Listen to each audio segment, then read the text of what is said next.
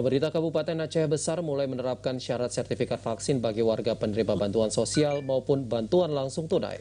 Kebijakan ini membuat para penerima tak terkecuali lansia mendatangi gerai vaksin dengan dipapah karena kondisi fisik yang lemah. Dengan dipapah petugas, lansia di salah satu kampung di Kecamatan Lo'nga, Aceh Besar ini mendatangi gerai vaksin di Mapolsek setempat. Tidak sendiri, wanita berusia 75 tahun ini juga mengantri bersama lansia lainnya menjalani pemeriksaan sebelum menerima vaksinasi COVID-19. Kehadirannya tidak lepas dari keinginan agar memperoleh sertifikat vaksin yang kini berlaku bagi warga penerima bantuan sosial maupun BLT di Aceh Besar. Eka, sang anak, mengatakan himbauan tersebut telah disampaikan aparatur kampung di tempat tinggalnya mulai awal November lalu.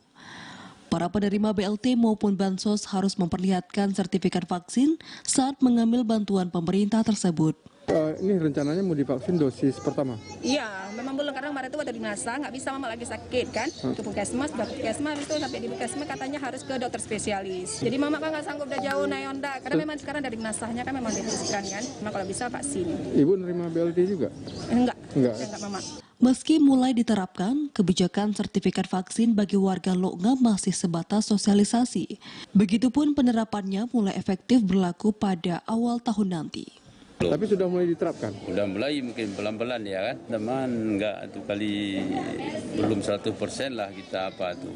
Artinya yang belum jalani vaksin kita nggak berikan sembakonya? Mungkin ke depan nanti, kalau sekarang mungkin belum. Kita kasih sosialisasi dulu, jangan terkejut juga nanti masyarakatnya. Ibnu menambahkan keputusan sertifikat sebagai syarat sesuai kebijakan yang dikeluarkan Pemkab Aceh Besar yang dikirim ke masing-masing kecamatan.